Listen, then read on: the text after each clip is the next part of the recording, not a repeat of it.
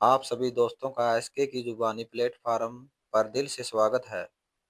मैं एक ऐसे खानदान से ताल्लुक़ रखती हूँ, जहाँ की लड़कियाँ डॉक्टर बनने का सपना देखा करती है, मगर उनके सपने इतनी आसानी से पूरे नहीं होते। मैं डॉक्टर बनकर अपने ख्वाब को पूरा करना चाहती थी।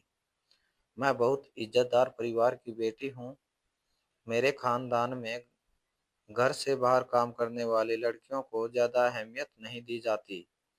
अगर कोई गरीब हो या माँ के रिश्तेदार हो तो सारे रिश्तेदार उनकी मदद कर दिया करते थे, लेकिन किसी को भी हरगिज बर्दाश्त नहीं था कि लड़की कमाने के लिए घर से बाहर निकले।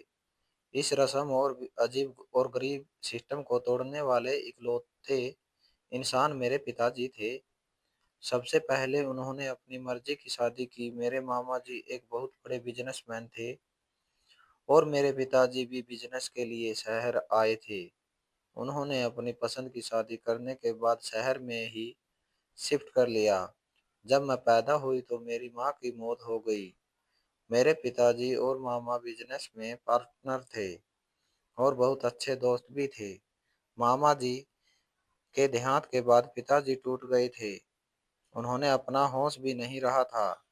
पिताजी को मेरा ध्यान कभी नहीं आया। मेरे खानदान के लोगों ने ही मेरी परवरिश की। मैं अपने हाल में ही रही। इस तंग माहौल में जहाँ सांस लेते हुए भी महसूस होती थी। मेरी एक बुआ अब नॉर्मल थी, इसलिए उन्हें कभी कमरे से बाहर नहीं निकाला जाता था। जब मैं बड़ी हुई तो मुझे उन्हें देखकर बहुत अफसोस होता था और बहुत हमदर्दी भी। सब लोग बुआ को पागल कहा करते थे, मगर मेरे साथ बुआ बहुत खुश रहती थी और हम बहुत सारी बातें करते थे। मेरे पिताजी महीने में एक बार मुझे अपने साथ शहर लेकर जाते थे। उन्होंने दूसरी शादी कर ली थी। आप लोगों के लिए ये ताज्जुब की बात होगी, लेकिन मेरी दूसरी माँ बहुत ही ज़्यादा अच्छी थी। शायद इतनी अच्छी कि मेरी सगी माँ भी इतनी अच्छी नहीं होती। उन्होंने पिताजी से कहा कि हम खुशी को अपने साथ ही रख लेते हैं। उस वक्त मैं 14-15 साल की थी। मेरे खानदान के लोग मेरी शादी करने की बात कर रहे थे, लेकिन मेरे पिताजी ऐसा नहीं चाहते थे कि मेरी इतनी कम उम्र में शादी हो जाए। मेरे पिताजी मुझे अपने साथ शहर लेकर आए। जब मैं शहर आई तो मेरा बस एक ही ख्याल था कि मुझे पागल लोगों का इलाज करना है। मैं अब नॉर्मल और पागल लोगों का इलाज करना चाहती थी। मेरे खानदान के लोगों को जब इस बारे में पता चला तो कयामत आ गई। मेरी दीदी तो बहुत गुस्से में आ गई थी और मेरे ताऊ जी तो रिश्तेदारी खत्म करने पर उतर आए थे, मगर मेरे पिताजी ने ठान लिया था कि वो मेरे खानदान वालों की बात पर नहीं जाएंगे। मेरे पिताजी मेरे सारे सपने पूरे करना चाहते थे। उन्होंने मुझे आज़ादी दी और कहा कि जो तुम चाहो वैसा करो। वैसे ही मेरे 5-6 साल बहुत मुश्किल से कटे। ये बात तो सबसे पहले से ही पता थी कि मैं बहुत ज़्यादा पढ़ना चाहती हूँ और डॉक्टर बनना चाहती हूँ, इसलिए खानदान वाले मुझे अछूत समझते थे। कोई मुझसे बात नहीं करना चाहता था और ना ही किसी को मेरी परवाह थी, लेकिन फिर भी मैं अपने मकसद में कामयाब होना चाहती थी। मैंने अपनी कोशिश जारी रखी, यहाँ तक कि मैंने अपनी मंजिल को पा लिया। आज मैं अपने मुकाम तक पहुँच चुकी हूँ। मेरी उम्र 27 साल है और अब मैं डॉक्टर बन चुकी हूँ। मैंने अपने पैसे को ही अपनी ज़िंदगी बना लिया। ये पागल लोग मुझे बुरे नहीं लगते हैं। मैं इन्हें अपना मानती हूँ। ये पागल मरीज मेरे इलाज से सेहतमंद हो चुके हैं। अब मैं आप लोगों को अपनी कहानी साझा करना चाहती हूँ। आगरा के हॉस्पिटल में जवान लड़कियों की बच्चेदानी के साथ जो खेल खेला जा रहा था, ये बात सुनकर आपके भी रोंगटे खड़े होंगे। लड़कियों की बच्चेदानी किस इस्तेमाल में लाई जाती थी? मुंबई से लेकर आगरा तक का सफर आसान नहीं था। मैं कभी भी यहाँ आना नहीं चाहती थी, मगर मेरा ट्रांसफर कर दिया गया। काफी सारे इल्जाम लगाकर और मेरी काबिलियत पर कई झूठे सवाल खड़े कर दिए गए। मुझे 2 दिन 2 ऑप्शन दिए गए थे। मुझे अस्पताल के डॉक्टर को पकड़वाने को कहा गया था। डॉक्टर खुशी, आपके पास सिर्फ 2 ही रास्ते हैं। पहला ये कि आप अपना लाइसेंस कैंसिल करके अपना केस मीडिया में दे दें, जिसकी वजह से आपका पूरा करियर खत्म हो जाएगा और मुंबई के किसी दूसरे अस्पताल में आपको जॉब भी नहीं मिलेगी। दूसरा रास्ता ये है कि आपका ट्रांसफ़र कर दिया जाए, जिससे आपकी इज़्ज़त भी बची रहेगी और हमारे अस्पताल का नाम भी बदनाम नहीं होगा। मुझ पर अपने खिलाफ लगाए हुए झूठे इल्ज़ाम सुनकर बहुत तकलीफ़ हो रही थी, मगर मेरे पास और कोई रास्ता नहीं था। इसलिए मैंने ट्रांसफ़र वाला विकल्प चुना, क्योंकि अपने खिलाफ लगाई गई बेगुनाही साबित करने के लिए मेरे पास कोई सबूत नहीं थे। मजबूरन मुझे आगरा के हॉस्पिटल में आना पड़ा। यहाँ आने से पहले ही मैं यहाँ की कई कहानियाँ सुन चुकी थी। डॉक्टर समझते थे कि यहाँ आने से बेहतर है कि अपनी नौकरी छोड़ दी जाए, क्योंकि यहाँ का माहौल बहुत ही खराब था। दूसरी बात ये थी कि यहाँ सबसे खतरनाक मानसिक मरीजों को रखा जाता था। मैं पहले जिस पागल खाने में नौकरी करती थी, वहाँ में वे मरीज आते थे जिनका इलाज संभव था, मगर आगरा के हॉस्पिटल में सुना था कि यहाँ ऐसे मरीज रखे जाते हैं जिनका कोई इलाज नहीं है। यहाँ आने से पहले ही यहाँ की डरावनी कहानियाँ मेरे कानों तक पहुँच चुकी थी। जिसने भी इस हॉस्पिटल के बारे में सुना, उसने मुझे वहाँ जाने से रोका और बहुत समझाया, लेकिन मैं भी मजबूर थी। अगर वहाँ नहीं जाती तो सबके सामने जलील हो जाती। मुझ पर लगाए गए झूठे आरोप पूरी दुनिया के सामने पेश कर दिए जाते और मैं बेगुनाह होते हुए भी गुनहगार साबित कर दी जाती। इससे बेहतर ये है ही था कि मैं आगरा के हॉस्पिटल में ट्रांसफ़र हो जाऊं। शाम के वक्त में हॉस्पिटल पहुंच गई। समय के लगभग 5 बज रहे थे। वहां का माहौल मैंने आते ही देख लिया था। जब मैंने वहां एंट्री की, तभी एक महिला मरीज ने मुझ पर हमला करने की कोशिश की। उसी वक्त मैंने समझ लिया था कि मेरा यहाँ वक्त बहुत मुश्किल से गुजरेगा। मैंने जाते ही अपना चार्ज संभाल लिया। मैं चाहती तो 2-3 दिन बाद भी ज्वाइन कर सकती थी, मगर मैंने सोचा कि काम तो करना ही है, आज नहीं तो कल। इसलिए बेहतर यही होगा कि मैं आज से ही अपनी ड्यूटी ज्वाइन कर लूं। हॉस्पिटल के पास ही डॉक्टर स्टाफ के लिए हॉस्टल बना हुआ था। वहाँ कोई भी मुंबई का नहीं था। लोगों को बहुत हैरत थी कि मैं इतना बड़ा मुंबई शहर छोड़कर यहाँ आई हूँ। मैंने किसी से ज़्यादा दोस्ती नहीं की और अपने काम से काम रखा। मेरा काम मानसिक बीमार औरतों का इलाज करना था। वहाँ अलग-अलग तरह की मानसिक मरीज औरतों को रखा गया था। सबसे खतरनाक कैदी औरतों को बेड़िया में भी डाली जाती थी और उन्हें जंजीरों से बांधा जाता था ताकि वे खुद को नुकसान ना पहुंचा सके। मेरी ड्यूटी खतरनाक मानसिक औरतों का इलाज करने की थी। मेरी एक मरीज किरण से मेरी अच्छी दोस्ती हो गई। वो मेरे इलाज और ध्यान देने की वजह से जल्दी ठीक हो रही थी। अक्सर मैं उसे अपने ऑफिस ऑफिस में बिठा लिया करती थी। एक दिन उसने मुझसे कहा, खुशी तुम्हें पता है जो बड़ा डॉक्टर है ना, वो बिल्कुल अच्छा नहीं है। वो जानबूझकर बहुत जोर से सुई लगाता है। किरण मुझे अपनी दोस्त समझती थी, इसलिए वो मुझसे बेझिझक बात करती थी। उसकी बात सुनकर मुझे यकीन नहीं हुआ। मैंने सोचा किसी डॉक्टर को क्या ज़रूरत होगी कि आधी रात को किसी मरीज का इलाज करने आए। लेकिन किरण रोज मुझे यही बात बताती। मैंने सोचा कि वो अब काफी ठीक हो रही है, शायद सच बोल रही हो। एक रात मैंने फैसला किया कि किरण के वार्ड में ही रहूंगी। रात को 12 बजे अचानक किरण ने मुझे कंधे से हिलाया और खिड़की की तरफ इशारा किया। मैंने खिड़की की तरफ देखा तो मेरी आंखें फटी की फटी रह गई। मैंने देखा वो एक डॉक्टर ही था जो नीचे वाले वार्ड से एक लड़की को खींचते हुए ले जा रहा था। मैं भागकर नीचे गई, मगर तब तक वो उसे लेकर जा चुका था। मुझे उसका चेहरा ठीक से नहीं दिखा। मैं उलझन में थी कि वो डॉक्टर आधी रात को किसी मरीज को क्यों ले गया। अगले दिन मैंने जानबूझकर फिर से किरण के वार्ड में रुकने का फैसला किया। इस बार जो लड़की लाई गई वो कल वाली नहीं होगी, कोई और थी। लड़की चुपचाप उनके साथ जा रही थी। तब मुझे समझ में आया कि वो लड़की शोर कैसे मचाती, वो तो मानसिक रूप से बीमार थी, उसे अपना कोई होश नहीं था। अब मुझे यकीन हो गया था कि कुछ गलत हो रहा है। मैं भाग कर नीचे गई और उन डॉक्टर के सामने जाकर खड़ी हो गई। मैंने डॉक्टर से पूछा, रात के इस वक्त आप लोग इस लड़की को कहाँ लेकर जा रहे हो? वे दोनों मुझे देखकर घबरा गए।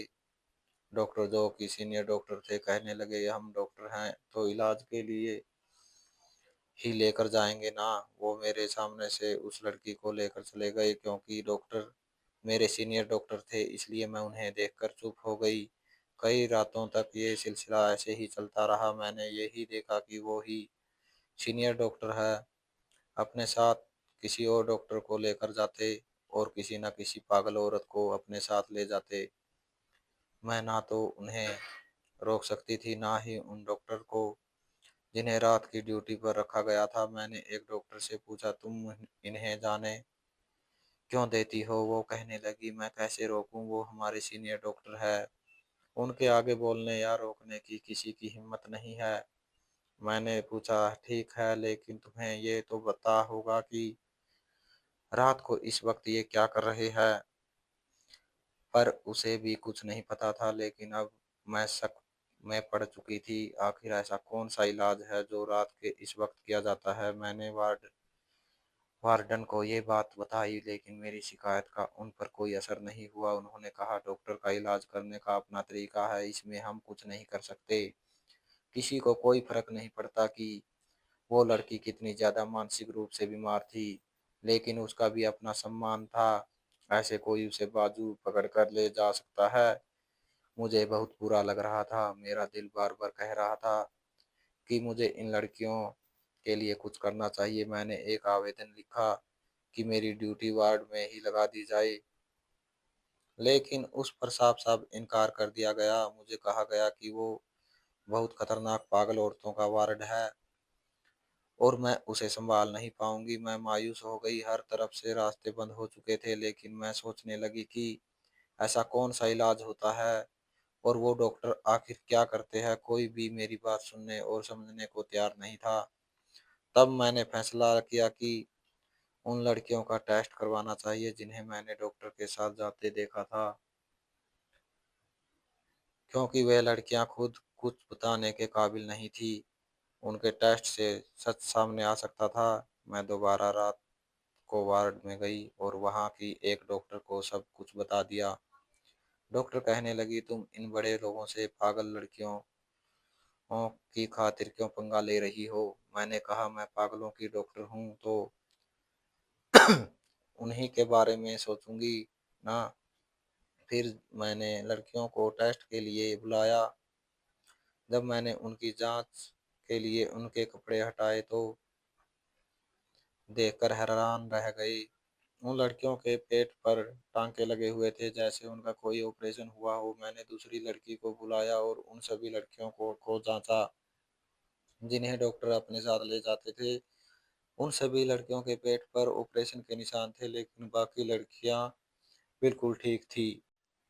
ये देखकर मैं चौंक गई। आखिर डॉक्टर ये किस तरह का इलाज कर रहे थे और पेट के ऑपरेशन क्यों हुए थे? मैंने उन लड़कियां का चेकअप किया और उनसे कुछ टेस्ट भी करवाए। जब टेस्ट की रिपोर्ट आई तो उसे देखकर मेरे पैरों तले जमीन खिसक गई। रिपोर्ट के मुताबिक उन लड़कियों की बच्चेदानी गायब थी। मैंने बाकी लड़कियों की के भी टेस्ट करवाए और वो भी बात सामने आई। अब तो मैं सच में हैरान रह गई थी। सीनियर डॉक्टर और उनकी टीम ने उन मासूम लड़कियों के साथ कितना बड़ा जुल्म किया था। मैंने सोचा, मेरे पास सबूत तो है, मैं अस्पताल के हेड के पास जाकर इन डॉक्टरों की सच्चाई बताऊंगी। मैं बहुत जोश और उम्मीद के साथ उठी, लेकिन फिर आधे रास्ते में रुक गई। मुझे ख्याल आया कि पहले ये पता करना जरूरी है कि उन लड़कियों की बेज़ुबानी निकालकर उनका इस्तेमाल किस मकसद के लिए हो रहा था। अब मुझे इस मामले की पूरी सच्चाई मालूम करनी थी। ऐसा लग रहा था कि अस्पताल का आधे से ज़्यादा स्टाफ इस मामले में शामिल था। मुझे लड़कियों का टेस्ट करवाने के दौरान ही पता चला कि सबने मुझे रोकने की कोशिश की थी। वो बड़े डॉक्टर थे और वहाँ काफ़ी सालों से काम कर रहे थे, उनके खिलाफ बोलने का मतलब था अपनी नौकरी से हाथ धोना। ये ही वजह थी कि कोई मुँह खोलने को तैयार नहीं था। अब जो भी करना था, वो मुझे अकेले ही करना था। अगले दिन अस्पताल में एक नई लड़की को लाया गया। उस लड़की को देखकर मेरे होश उड़ गए, क्योंकि इस लड़की को मैं जानती थी और बहुत अच्छे से जानती थी। उसे देखकर मुझे सब कुछ याद आने लगा। वो एक न्यूज़ रिपोर्टर थी, जो पहले मेरा इंटरव्यू ले चुकी थी। उस लड़की को अपनी कहानी मैं सुना चुकी थी। उसे देखकर मेरे दिमाग में ढेर सारे सवाल उठने लगे। उसके आने के बाद मैंने अपने काम का जायजा लिया। मुझे राउंड पर भी जाना था। जैसे ही मैं अपने कमरे से बाहर निकली, वो रिपोर्टर मुझे सामने से आती हुई दिखाई दी। उसने कहा, मुझे आपसे कुछ ज़रूरी बात करनी है। मैंने कहा, हाँ बोलो, क्या बात है? उसने पीछे मुड़कर देखा और कहा, यहाँ नहीं, हम इस बारे में यहाँ बात नहीं कर सकते। आप मुझे अपना फ़ोन नंबर दे दीजिए, मैं आपसे फ़ोन पर बात कर लूँगी। उसका अंदाज़ देखकर मैं थोड़ा चौंक गई, लेकिन मैंने उसे अपना फ़ोन नंबर दे दिया। वो लड़की मुझे थैंक यू बोलकर वहाँ से भाग गई। अभी मुझे इस अस्पताल में आए ज़्यादा दिन नहीं हुए थे, लेकिन लगन और काबिलियत की वजह से मुझे जल्दी ही अस्पताल का इंचार्ज बना दिया गया था। मैं काफ़ी दिनों से ये देख रही थी कि अस्पताल में कुछ तो गलत ज़रूर हो रहा है। मेरा शक बार-बार मुझे इशारा कर रहा था कि मेरे खिलाफ कुछ खिचड़ी पक रही है। जब कोई इंसान अव्वल दर्जे पर पहुँचता है, तो दुश्मनों की कमी नहीं रहती। मुझे तो सब मेरे दोस्त दिखते थे, लेकिन पीठ पीछे क्या हो रहा था, मैं कुछ नहीं जान पाती थी। मुझे होश तब आया जब पानी सर से ऊपर निकल गया। मेरे खिलाफ संगीन करप्शन के इल्ज़ाम लगाए गए, क्योंकि अस्पताल की सारी जिम्मेदारी मुझ पर थी। इसलिए मुझे बहुत सोच समझ कर फंसाया गया था। कुछ दिन पहले ही अस्पताल की तरफ से अनाथ आश्रम के बच्चों के लिए एक डोनेशन किया गया था। इस पर मेरे सिग्नेचर थे। मुझे खुद मेल करके कहा गया कि मैं इतनी रकम डोनेट करूं, लेकिन बाद में पता चला कि वो मेल एक फेक अकाउंट से आया था। सारी बातें मिर्च मसाला लगाकर उसी रिपोर्टर ने पेश की थी। मुझे उससे ऐसी उम्मीद नहीं थी। वो लड़की पहले मेरा पर्सनल इंटरव्यू लेने आई थी, अब वो ही लड़की मेरे खिलाफ टीवी पर ना जाने कैसे न्यूज़ ब्रेक कर रही थी। ये वही लड़की थी जिसकी वजह से मुझे मुंबई से आगरा ट्रांसफ़र करना पड़ा था। अब वो लड़की यहाँ भी मेरे साथ वैसा ही कर रही थी। मैं अपनी बर्बादी का ज़िम्मेदार सिर्फ़ उस लड़की को मानती थी। इसी लड़की की वजह से मुझे यहाँ आना पड़ा। लेकिन अब वो लड़की खुद इस अस्पताल में एडमिट थी। मैं उसके पास गई, वो मुझे खोई-खोई नज़रों से देख रही थी, जैसे मुझे पहचानने की कोशिश कर रही थी। मैंने ध्यान से उसकी तरफ देखा, उसके शरीर पर चोटों की काफ़ी निशान थे। ऐसा लग रहा था जैसे उसे करंट लिया हो। उसकी हालत देखकर मुझे बहुत गुस्सा आया। वो लड़की मेरे साथ कितना बड़ा छल कर रही चुकी थी, लेकिन बदले की भावना के बावजूद मैं उसका इलाज करने का फैसला कर चुकी थी। साथ ही मैंने डॉक्टर के राज तक पहुंचने की कोशिश तेज कर दी थी, लेकिन अभी तक कोई कामयाबी हाथ नहीं लगी थी। सीनियर डॉक्टर बहुत शांत शातिर था। मेल वार्ड में फीमेल डॉक्टर का जाना मना था, लेकिन मैंने उसे कई बार देखा था कि वो लड़कियों को मर्दों के वार्ड में से ले जाता था। मैंने इस इंतज़ार में थी कि अब वो अगला शिकार कब करेगा, लेकिन अब डॉक्टर को मुझ पर शक हो चुका था कि मैं उसकी जासूसी कर रही हूँ। एक दिन डॉक्टर मेरे पास आए और कहा, अपने काम से काम रखो, अगर इधर-उधर ताक-झाँक करने की कोशिश की तो तुम्हारे साथ अच्छा नहीं होगा। उनकी बात सुनकर मैं काफ़ी देर तक खुद को संभालने की कोशिश करती रही। मैं उन्हें जवाब देना चाहती थी, लेकिन मेरी आवाज़ ही नहीं निकल रही थी। मुझे खुद पर गुस्सा आया कि मुझे उनके सामने कमज़ोर नहीं पड़ना चाहिए था। वो रिपोर्टर, जिसका नाम सपना था, बहुत डरी हुई लग रही थी। मैंने उससे पूछा, क्या हुआ? उसने कहा, वो गंदा आदमी है, पता नहीं वो कहाँ चला गया। वो डॉक्टर की बात कर रही थी। मैंने उसे खुद अपने हाथों से खाना खिलाया। मेरा इरादा था कि उसे जल्दी से जल्दी ठीक करूं, ताकि उसे सच जान सकूं। मैं उससे पूछना चाहती थी कि वो यहाँ तक कैसे पहुंची, वो क्या करने आई थी, और इस पागल खाने में उसे कौन छोड़ गया था। सबसे बड़ी बात, एक इतनी इंटेलिजेंट लड़की को दिमाग की मरीज कैसे बना दिया गया। आखिर ऐसा किसने किया? ये भी एक बहुत बड़ी उलझन की बात थी। सपना को यहाँ तक छोड़कर जो भी गया था, यकीनन उसी ने सपना की ऐसी हालत की थी। मैंने रजिस्टर चेक किया तो देखा कि रिश्तेदार वाली जगह पर मित्र लिखा हुआ था, यानी उसका कोई दोस्त उसे यहाँ छोड़कर गया था। सपना की मानसिक स्थिति अब ठीक होने लगी थी। चलते रहने की वजह से वो पहले से काफी ज्यादा ठीक हो गई थी। मगर जब तक वो पूरी तरह ठीक नहीं होती, तब तक कोई फायदा नहीं था। मैंने पूरे महीने सपना पर खूब मेहनत की, और आज वो दिन भी आ चुका था जिस दिन सपना पूरी तरह से ठीक हो गई। मैंने सपना से पूछा, तुम यहाँ पर कैसे आई? वो कहने लगी, मैंने आपके साथ बड़ा बुरा किया था, इसलिए मुझे मेरे लिए किए की सजा मिल गई। मेरा काम तो आपको पता ही है, मैं रिपोर्टिंग करती हूँ। मुझे पूरे शहर के पागल खानों की जानकारी लेनी थी और वीडियो बनानी थी। मैं इसी काम के लिए फेमस थी, क्योंकि मैं किसी भी हाल में सच को सामने लेकर आती थी। मैं भेष बदल कर यहाँ आई थी ताकि यहाँ के बारे में जानकारी ले सकूं कि इस पागल खाने का माहौल कैसा है। मैंने 9-10 दिन यहाँ बिताए, और इन 9-10 दिनों में मुझे यहाँ की बहुत सी अजीब बातें पता चली। यहाँ पागल मर्दों के शरीर से अलग अलग तरह के अंग निकाल कर उन पर एक्सपेरिमेंट किए जाते हैं। औरतों और पागल औरतों के शरीर से बच्चेदानी भी निकाल दी जाती है। मैंने सब रिकॉर्ड किया हुआ था और मेरे पास सबूत भी है। मैं वापस गई और अपने चैनल के मालिक को सब बताया। उन्होंने वो सारे सबूत मुझसे ले लिए और कहा कि वे इन सबूतों को सही वक्त पर सबके सामने लेकर आएंगे।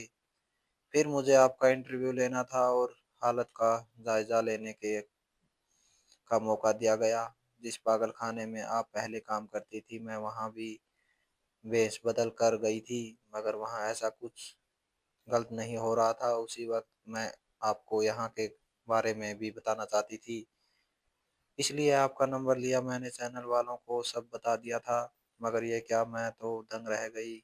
मुझे कहा गया कि मैं आपके खिलाफ एक शो करूं, वरना मुझे नौकरी से निकाल दिया जाएगा। मैंने अपनी नौकरी बचाने के खातिर आप पर झूठे इल्जाम लगा दिए। मैंने जो कुछ भी किया अपने चैनल वालों की बातों में आकर किया। बाद में मुझे एहसास हो गया था कि आपके खिलाफ आपके ही एक दो डॉक्टर ने मुझे इसमें इस्तेमाल किया था। जब मैंने चैनल वालों को धमकी दी तो वो मुझे यहाँ से जो कुछ भी हो रहा था वो सब पता चल गया, और अब मैं सारी दुनिया के सामने सबूत लाकर ही रहूंगी। तो उन्होंने मुझे पकड़ लिया। मेरी याददाश्त मिटाने के लिए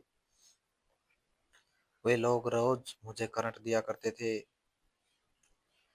और यहाँ पर मुझे मेरा पति छोड़कर गया है। मेरा पति मुझे पैसों के लालच में यहाँ छोड़ गया। मेरा नसीब अच्छा था कि यहाँ मेरी खुशकिस्मती, यहाँ पर मुझे आप जैसी डॉक्टर मिली जिन्होंने मुझे पहले की तरह बिल्कुल ठीक कर दिया। सपना की कहानी सुनकर मुझे बहुत दुख हुआ। मैंने उसे बताया कि मैं आजकल डॉक्टर के पीछे हूँ, वो क्या करते हैं ये सब जानना चाहती हूँ। लेकिन मेरी आधी परेशानी तो तुमने ही खत्म कर दी। तुमने मुझे बता दिया कि यहाँ क्या हो रहा है। अब तक ये पता नहीं चल पाया कि वे बच्चादानी निकाल कर क्या करते हैं। सपना कहने लगी, अगर आप चाहे तो इसमें मैं भी आपकी मदद कर सकती हूँ। मैंने कहा, तुम क्या करोगी?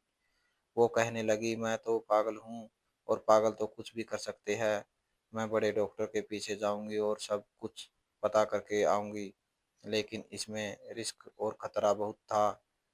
मैं सपना की जान को खतरे में नहीं डाल सकती थी, चाहे कुछ भी हो जाए। अब मेरे पास एक और बहुत अच्छा प्लान था। इस आइडिया में के अनुसार चलकर सारी सच्चाई हमें पता चल सकती थी।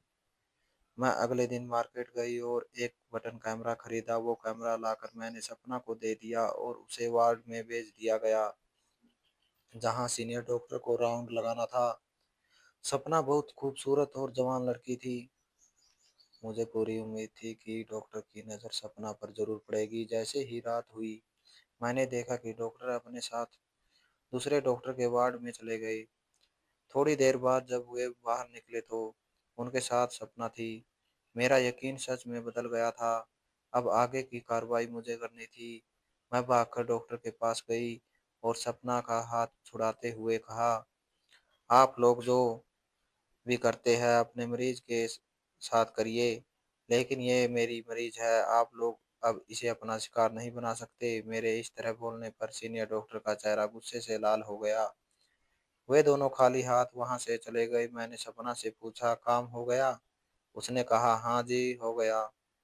मैंने दोनों डॉक्टरों के कोट की जेब में पर कैमरा फिट करवा दिया है। मैंने सपना को शाबाशी दी और हम दोनों मेरे ऑफिस में आकर बैठ गए। हमने मोबाइल पर लाइव वीडियो देखना शुरू कर किया कि अब सीनियर डॉक्टर क्या कर रहे हैं। सीनियर डॉक्टर ने अपनी लेबोरेटरी में जाते ही झटके से टेबल पर हाथ मारा और दो अन्य डॉक्टर से कहा, वो पीडीसी डॉक्टर इतने दिनों से हमारा रास्ता रोक रही है, इसका तो कुछ करना ही होगा। इससे पहले कि वो हमारी असलियत तक पहुंचे, हमें उस कांटे को साफ करना पड़ेगा। मैं उनके मेरे बारे में प्लानिंग सुनकर हंस पड़ी। उन्हें अब तक मेरे पास सबूत होने का पता नहीं था। इस वक्त पर एक और डॉक्टर कमरे में आया। उसके साथ एक बेहोश लड़की थी, जिसे उन्होंने टेबल पर लिटा दिया। शायद वे इस बेचारी की बच्चेदानी निकालने वाले थे। मेरा दिल चाहा कि भागकर उसके पास जाऊं और उस लड़की को बचा लूं, मगर सबूत इकट्ठा करने के लिए ये जरूरी था कि मैं चुपचाप ये रिकॉर्डिंग होने दूं। उन्होंने उस लड़की के शरीर से बच्चेदानी निकालकर एक प्लास्टिक की थैली में डालकर उसे पैक कर दी। उसके बाद उसके शरीर पर टांके लगा दिए गए और लड़की को वहां से भेज दिया। ये सब मेरे पास रिकॉर्ड हो चुका था और ये सबूत सीनियर डॉक्टर को जेल भिजवाने के लिए काफी थे। बाकी की बातें तो गिरफ्तारी के बाद पुलिस को बता बता देता। मैंने अगले दिन सारे सबूत पुलिस को देने की बजाय सोशल मीडिया पर अपलोड कर दिए। इससे पहले मेरे दिमाग में ख्याल आया कि अगर पुलिस भी इन लोगों के साथ मिली हुई होगी और उन लोगों ने मेरे सारे सबूत नष्ट कर दिए तो क्या होगा। इसलिए मैंने सोशल मीडिया पर सारे सबूत डाल दिए। एक तूफान सा मच गया, पुलिस पर दबाव बढ़ गया। आखिरकार पुलिस को इन सभी डॉक्टर को गिरफ्तार करना ही पड़ा। डॉक्टर ने पुलिस को जवाब दिए कि वे चुकाने वाले थे।